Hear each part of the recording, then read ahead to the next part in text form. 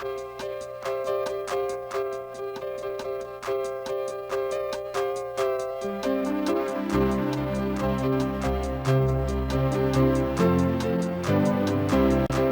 again, everyone. I'm Charles Gross. And I'm Leslie Hoban Blake. Welcome to Two on the Aisle. Our guest reviewer today is a returnee and a favorite of ours, Diane Snyder.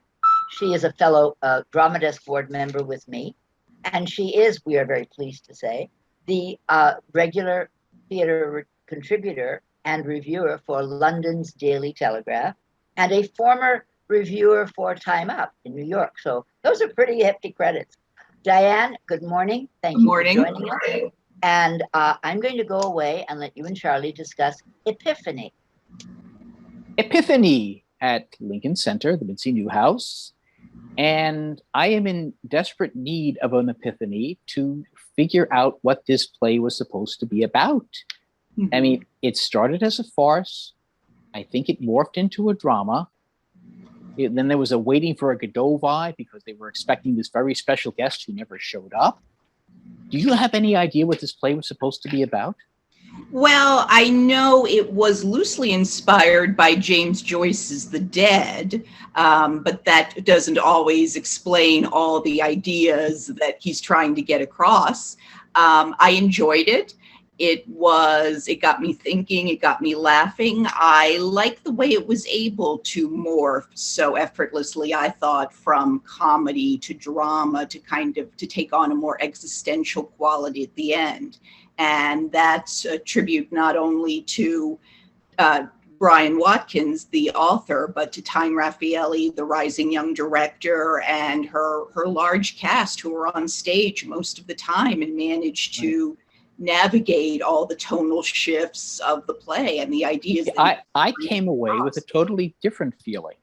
Mm-hmm. I did not like what I was seeing. I couldn't understand the direction the play was going. I didn't see the point of it. I mean, to me, basically Mary Louise Burke is the host of the play, and she really does a yeoman's job in coordinating everything. She's invited all these guests, none of whom know each other, though they do get to know each other that night. And she has all these elaborate plans, which she put on the invitation, but unfortunately, no one paid any attention to them. So it kind of falls flat, which is really what I thought of the show. To me, you saw a value in its morphing. I did not. I just found a play with no direction, and I actually found it very boring at times. I mean, it is 2 intermissionless hours, almost 2 full hours without an intermission. And I do think there are places where it could be cut and tightened. But then also, since we're dealing with characters coming out of the pandemic, I found myself thinking, oh, maybe my attention span has just shrunk during the pandemic and during the world we're living in, where so much happens in tweets and text messages and things like that.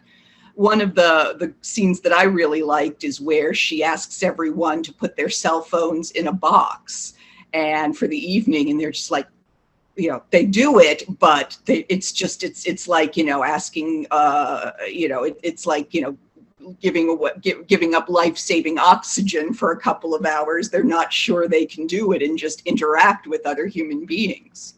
And like you mentioned, the fact that she sent these attachments explaining Epiphany, explaining what they're supposed to be celebrating, and nobody bothered to read it. Well, here we are in a digital age where we have access to so much information, but we ignore a lot of it. I thought those were interesting. I think that's an excellent point. That makes a lot of sense. And, you kind of hope that your guests will step up to the plate. And they do not. And then they're apparently at the end we find out something about the hostess, a loss that she sustained that does put some drama in the show, but to me too little, too late. There, as you mentioned, there's a stage full of characters. To me, the play was not able to focus on any of them, not able to really give me any stories or any information on any of them. Nothing I could really empathize with, except for this poor Mary Louise Burke as the host, who really had all these plans, and it all falls flat. Kind of reminds me of the Mary Tyler Moore show, where Mary would try and find a party. It would fail. But you saw something to this. Yeah, that's a good analogy, Mary's parties, except Johnny Carson didn't come in at the end. Yeah, Well, maybe Johnny Carson was the famous author who they were expecting and never shows up.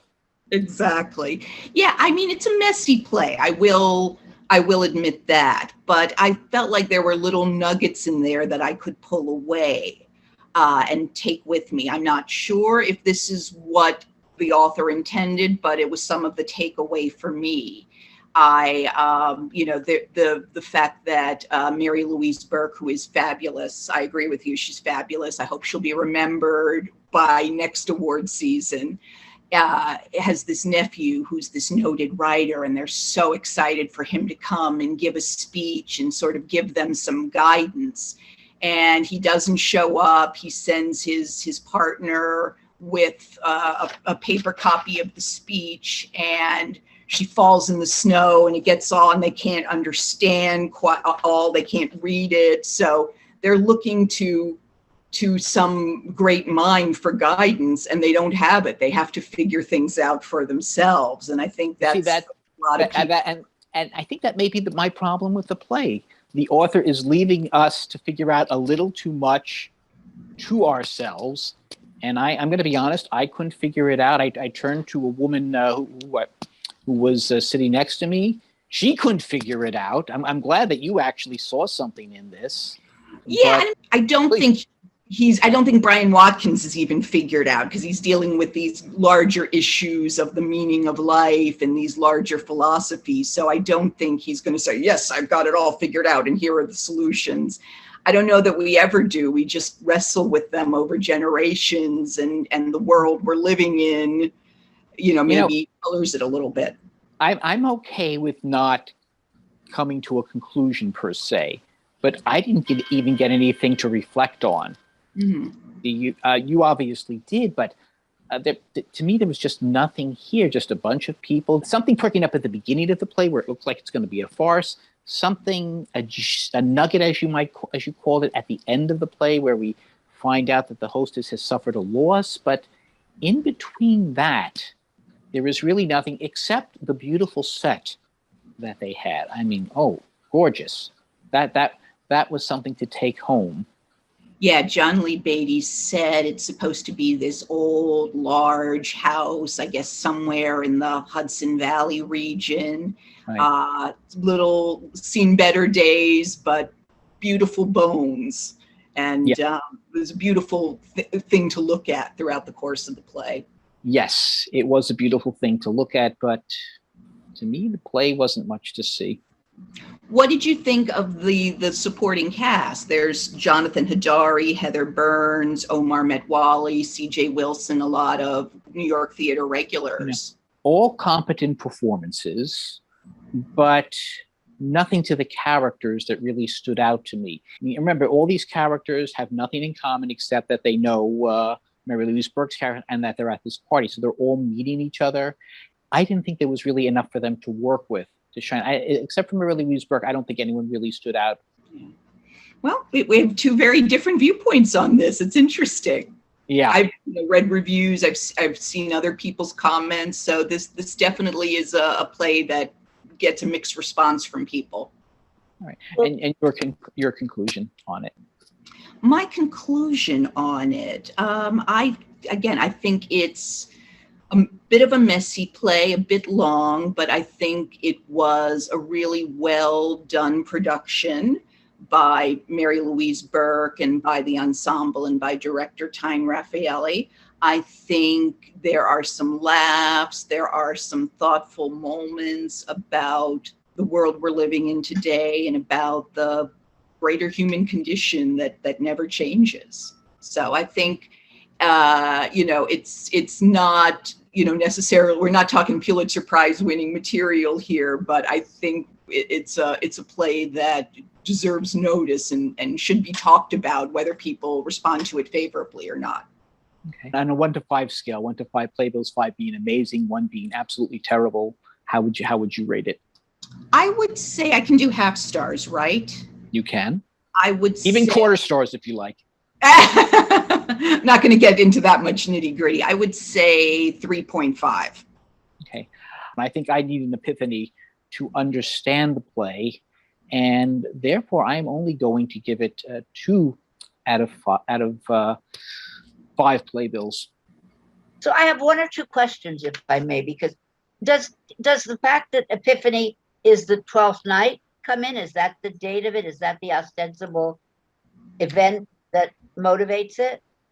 Yes, she's gathered them there to celebrate Epiphany on January 6th, to celebrate the holiday. Which is 12th night, which is if you're in the Christian religion. Okay, so that was my first question. And my second question was this: you mentioned about pandemic brain, or you mentioned something which made that click in my pandemic brain.